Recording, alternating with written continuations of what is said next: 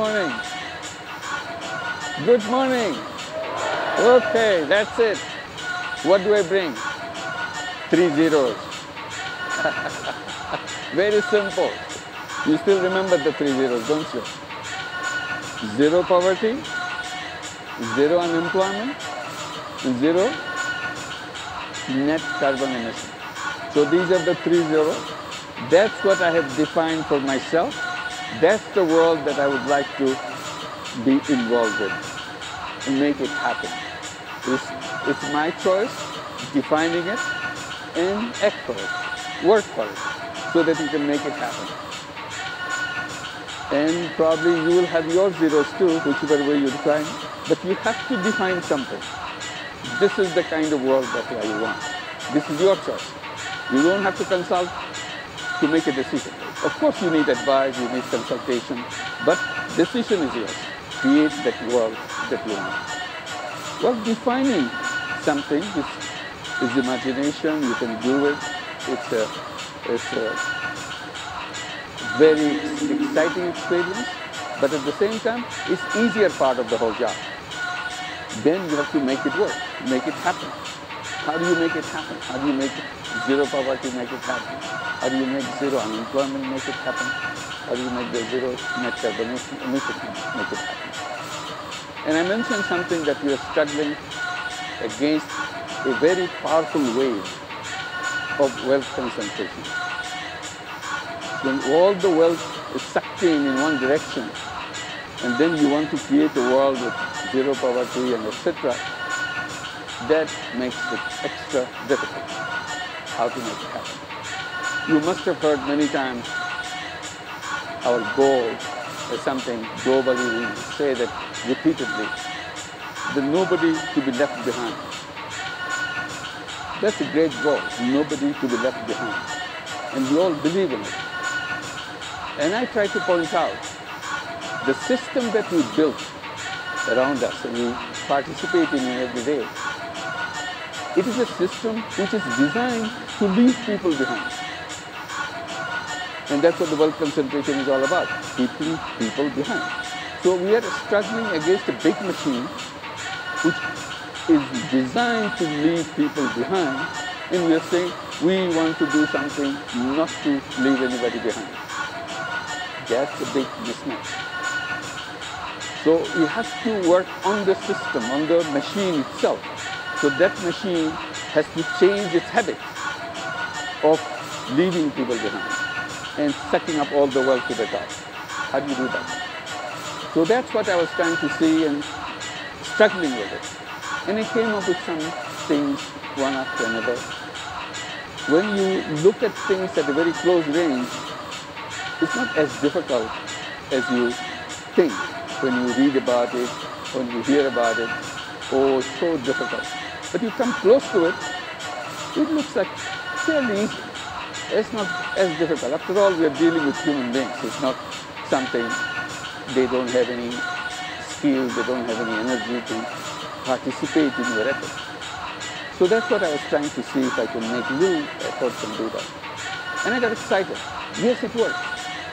And in the process, I created lots of such enterprises that I thought could be done to address those issues. Then we started seeing something which I never thought before. The system we built has a major flaw. I struggled with 2 major flaws, and that's what I wanted to share with you.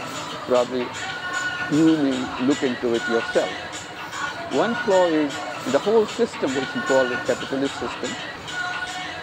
The basic assumption behind the whole system is every human being is driven by self-interest. This is part of the whole system. Every human being, you, me, everybody, is driven by self-interest. And there is nothing else. So we keep on repeating that thing, self-interest driven economy, and self-interest translates into greediness, it becomes extra greediness and everything else. Forget about everybody else. What struck me, this is a very narrow interpretation of a human being. human beings are not about all selfishness. Human being is a combination, at least, of selfishness and selflessness. That selflessness is missed out. And the moment I introduce it, suddenly it looks like it's a completely different world. And that's the kind of thing I was doing without knowing what I was doing, creating business to solve problems without any intention of making money for myself. So what did I do? I dismissed one basic feature of the capitalist system, making money, making profit. I dismissed it in my world and created business to solve problems, not create a business to make money for myself. So that is a departure I saw. And then I raised a lot of debate about it. People start arguing against it. So I tried to give it a name so that people understand what I say. I call it social business. And define it by saying it's a non-dividend company to solve human problems. It's a company, it's a business. We sell a service or sell a product just like any business does, but for a purpose different from the other kind of business. The purpose is very clear. We want to solve people's problems. Suddenly people question that because they cannot imagine how a person who is supposed to be self-interest-driven person, personal interest-driven person, can do something for interest of other people. I said, because every person has that aspect too. So any human being can do both kinds of business. Business to make money, business to solve problems. The moment you introduce that part of human being, whole capitalist system appears completely different. Suddenly, same human being can do both things. It's up to your choice. How much of you do this, how much of you do of the social business. Why social business is important in the context of what I said about the wealth concentration? It's important. The moment you come into social business, there is no sucking the wealth to the top because nobody is taking any money from it as a profit. So all social business works against the concentration because if I don't take any money, there is no question of me getting wealthier and wealthier. So that is a kind of a counter force that we immediately introduce in the system. We make it happen. And it relates to many other issues, which I'll postpone for a while. And then I get into another problem. This is interesting for you also. Both are interesting for you, not just one. When I was doing the microcredit, I started lending money to poor people, particularly poor women. They're not only poor, they're all from rural areas of Bangladesh when I started. They are totally illiterate, cannot read, cannot write, nothing. But we started that. But we wanted to make sure that children do not repeat the same fate as their parents of remaining illiterate. So we make all our efforts to our institution, which is called Grameen Bank, to make sure all the children of Grameen families go to school and continue in this education system. We gave them scholarships, we gave them education loans, and so on. There is one person who is attending today, is one of those young people who her mother was a Grameen Bank borrower, and we helped her mother to send her to school, and later she got scholarships and so on, got to good college with a scholarship. Then she got a scholarship to go abroad to the United States. She got her degree in the United States. Today she is appearing here. Can you please stand up? Where are you? Yeah. Let's give a big applause for her. Thank you. So that's how she is here, but many other people are, many other places who came from the same families of poor families, but given the education, they continue to go up. But others who finished, these are hundreds of thousands of young people, millions of young people. They keep on complaining.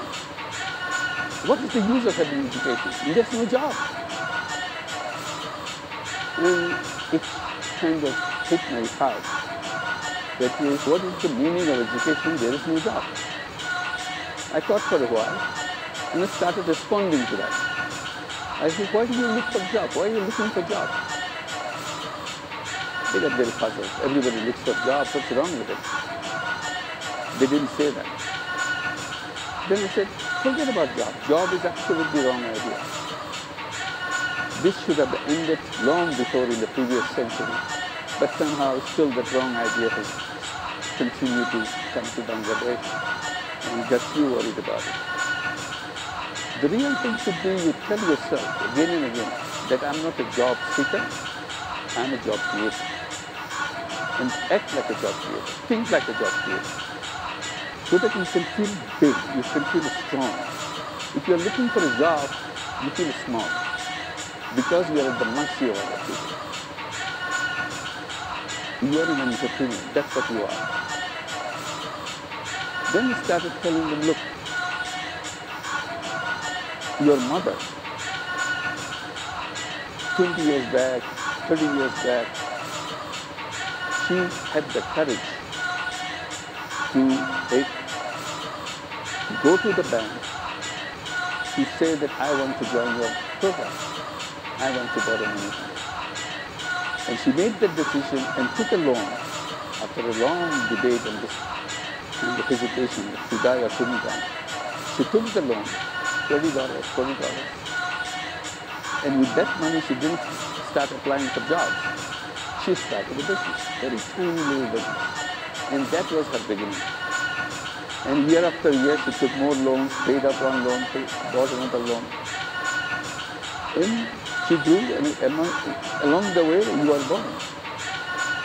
You are coming from a family which already has a tradition of entrepreneurship. If your illiterate mother with a $30 loan can become an entrepreneur, what's wrong with your education system? They completely wiped off your idea that you can be an entrepreneur. So why don't you just forget about your education, the one that given wrong thinking in your head that you have to find a job for somebody, work for somebody else. Why don't you go and learn from your mother and become an entrepreneur? So what we do, we create social business, social venture capital, ask the young people to come up with business ideas, and we become partner with them.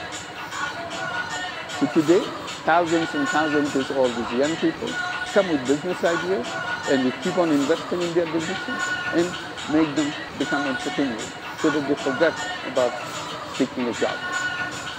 In general, I could say this is another flaw of the capitalist system. They made us into thinking that only way we can survive is to have a job. I said, job was never in our history, ever since we are on this planet. When we were in the caves, we are not sending job applications. From cave number 5 to cave number 10, do you have a job for me? I'm unemployed. The concept of unemployment didn't exist because there is no reason why any young person with full of energy, full of creativity, at the peak of his and her creativity, sitting idle, doing nothing, explaining that I am unemployed, so I'm not supposed to work. Does it make sense? It doesn't make sense to me why anybody should sit idle.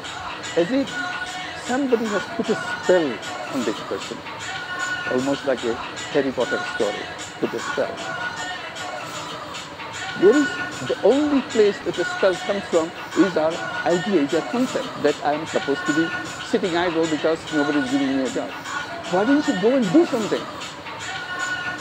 Because system is designed for seeking job, not for being entrepreneur. You see, all human beings are born as entrepreneurs. Human beings are not born to work for somebody else. The moment you introduce this concept, suppose we all become entrepreneurs, will there be wealth concentration left? What's your guess? It won't. Because wealth will come to me, will come to you, will come to everybody because we are entrepreneurs. Today, as job seekers, as working for somebody, what did we become? We became mercenaries. for other people to make money through us. We don't make money, they make the money. And we pass on the money to them, and they become multi-billionaires and big, big people, and we complain all the wealth is going there. Who is helping them? We help them. They themselves cannot get to all this wealth because there's no mechanism. So if we become entrepreneurs, suddenly all the problems start resolving. So ask yourself before you leave Bogota, would you be an entrepreneur or be a job seeker? Tell your friends, tell your brothers and sisters that there are two options. You can be a job seeker or you can be an entrepreneur. And the moment you have these options, many will go for become entrepreneurs, provided we can create financial system to go with it. Once you get into it, financial system has to come around to support it so that you can go into it. So with 3 zeros, today it looks like impossible thing because the system that we created made it impossible. So as I was explaining, all impossible has to become possible. That's what the human beings are all about. That's what you are all about. Making impossible possible. Don't settle for little things. Go for big things because you are created for big things. Don't compromise yourself. Thank you very much.